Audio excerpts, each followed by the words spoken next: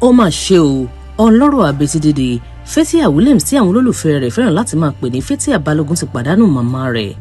Ìyá yìí jẹ́ pé Ọlọ́run ní ó kọ̀la tí ayẹyẹ ètò ọjọ́ ìbí Fathia yóò wáyé.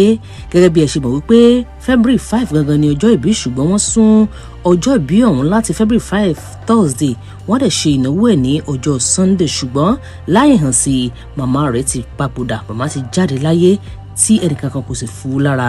Nínú ọ̀rọ̀ rẹ̀ tó kọ sórí ayélujára pẹ̀lú ẹ̀dùn ọkàn ni ó sọ fáwọn olólùfẹ́ rẹ̀ ohun gbogbo tí ó ṣẹlẹ̀. Lẹ́yìn náà òṣèrébìnrin wa sọ wípé ó ṣì ń dàbí àlá lójú òun nítorí wípé abiyamọ tòótọ́ alátìlẹ́yìn gidi ni màmá jẹ́ fún òun nígbà ayé ẹ̀. Ó ní màmá dúró tì òun gbagbagba, ó ní ṣùgbọ́n báyìí òun ti gbà fọ́lọ́run. Fathia ní gbogbo ẹbí Williams ti pinnu láti ṣe gbogbo ètò lábẹ́ ilé.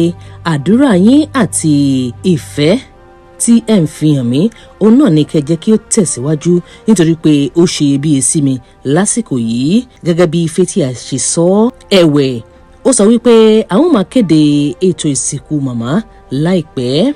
Kí Ọlọ́run kí ó tẹ́ màmá sáfẹ́fẹ́ rere, gbogbo ohun tí màmá fi sílẹ̀ kí Ọlọ́run má jẹ́ kí ó bàjẹ́. Fathia Oya Williams máa fi káyọ̀tì pé abẹ́rẹ́ báyìí ló wà bọ́ọ̀lù ló wà òye wọn aláyé gan. Ìpàdé òkàkọ́ òun ò wá òwúrọ̀ òun. Lókè gẹ̀ẹ́sì Adoni Paula fún kárì ìrẹ́bí o. Àbíbélé ìwé òwúrọ̀. Ọmọ tó sọnù ọ̀rẹ́ òkúté. Agbègbè lórí ẹ̀rọ. Ẹ̀ṣọ́ máa kó àpọ́nlé o. Fathia Adoni Balogun. Ó ń ṣe ọjọ́ ìbílẹ̀ ni. On the 5th of February. Láti ṣe àní àṣepatí káàkó gbogbo ẹ̀yìn tí wàá lè ní. Ọjọ́ kẹjọ oṣù kejìlá àgbàgbà 2026. Ọjọ́ Adoni Fathia lọ́jọ́. Nítorí nítorí Fathia bá wà sí ìyàtọ̀. Adoni ọjọ́ bá wà péjọ àbò sí àwọn àrẹ gbogbo. Bọ̀lọ̀bọ̀lọ̀ dájọ́ bí àmì ẹ̀ gbọ́dọ̀ la ṣàròlé. Bí wọ́n ṣe wàhálà òdòdó. Ogún ọdún dájọ́ ní sáré ìjẹun ní. Ẹ̀jẹ̀ ti sáré ìjẹun rẹ̀. Bàbí kí kẹ́rẹ́ ṣí ẹ̀ka bẹ̀rẹ̀ òun sọ. Adoni àfikún òfin ẹ̀ka bọ̀ sí agbára máa ṣẹ́kù.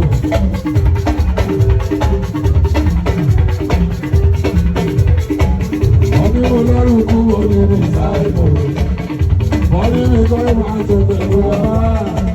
Ọmọ ní wọn kárí sódà sókè mú bàbá.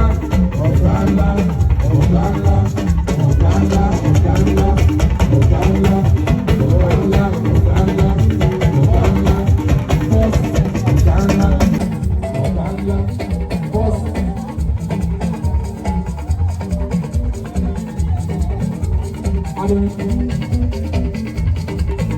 Ayágbélé láì. Àdúpẹ́ lórí èyí yẹn. Ọlọ́run wá ṣe bẹ́ẹ̀ bá dá Fathia Adoni sí.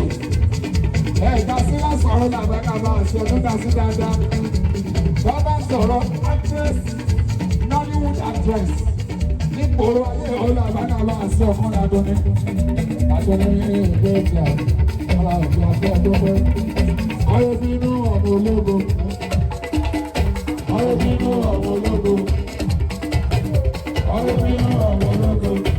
Àwọn àgbẹ̀lẹ̀ bínú ọ̀nà ológo. Ẹ̀wọ́n tẹ́ kí á wá sí ọ̀nà bínú ọ̀nà ológo.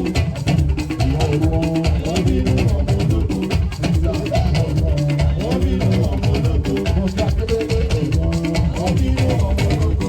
Àtọ́rọ̀ ní wọn ká dùnú. Lórí jùlọ ìmọ̀lẹ́. Ara àwọn àbàlẹ̀. Lórí jùlọ ìmọ̀lẹ́. Lórílẹ̀ kàgbó sí. Àwọn ọmọ mẹ́lẹ́ sí. Mo sáré bàbá mo sá. Ọlọ́pàá ló máa jẹ́ sí. Ọ̀gá àkábí ọmọdé. Ọmọ ìyàwó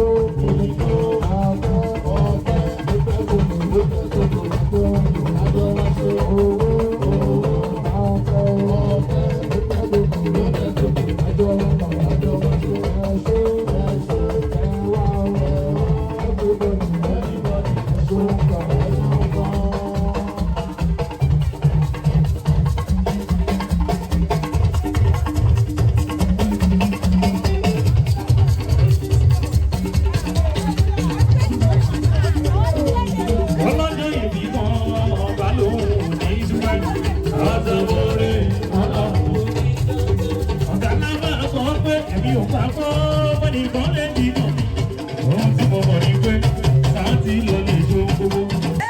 àwọn ọ̀run bá mi yọ̀ ó pé ó tẹ̀síwájú wípé wọ́n bá bò wá mọ́lẹ̀ pẹ̀lú agbára wọn. ọpẹ́ ní f'Olúwa tí kò jẹ́ kí tèṣù borí. ọlọ́jọ́ ìbí pariwo ọpẹ́ ní f'Olúwa ọba wa olóore àṣebà kábíyèsí kábíyèsí rẹ̀ àfọ̀pẹ́ fún Jèhófà tó bá wà lọ́wọ́ ọ̀tá àdúpẹ́ Olúwa. Bí bá ṣe f'Olúwa come on ìjọ ọpẹ́ yẹn tó tí wà ní tiwa ló yẹ ká wá máa wí nígbà tẹ́sù gbógun dé. nígbà tẹ́sù gbógun dé. ọpẹ́ ní f'Olúwa ọba wa olóore àṣebà kábíyèsí kábíyèsí rẹ̀ àfọ̀pẹ́ fún Jèhófà tó bá wà lọ́wọ́ ọ̀tá àdúpẹ́ Olúwa. ọba tí ń sọ̀rọ̀ kò lè láìwé ó máa ń yọ̀ ọ́.